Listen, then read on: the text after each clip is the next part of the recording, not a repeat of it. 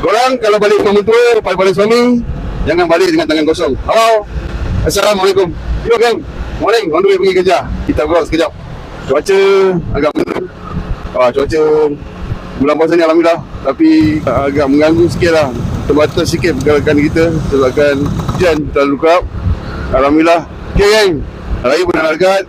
Pada korang, pada suami yang tahun ni turn balik rumah mertua, pandai-pandai settle apa yang patut untuk rumah mertua. Jangan kau balik dengan tangan kosong. Syukur juga kita raya awal bulan, hujung bulan, awal bulan macam tu, 51 So aku percaya ramai yang dah gaji, so faham lah. Faham lah, settlekan dekat rumah mertua. Jangan kau pada duduk bagi tangan kat belakang jalan. Itu menantu hawa ramai tau. Fikir-fikir je lah kan. Kita balik rumah mertua dah lah jarang-jarang kan. Itu lepas tu balik dengan tangan kosong pula. Bila-bila adik-adik ipar kau je nak kena settle hal rumah. Kau dah macam anak YB balik rumah mertua. Kau kalau dah kena cekup lagi, bangun ada akal kan. Guna otak.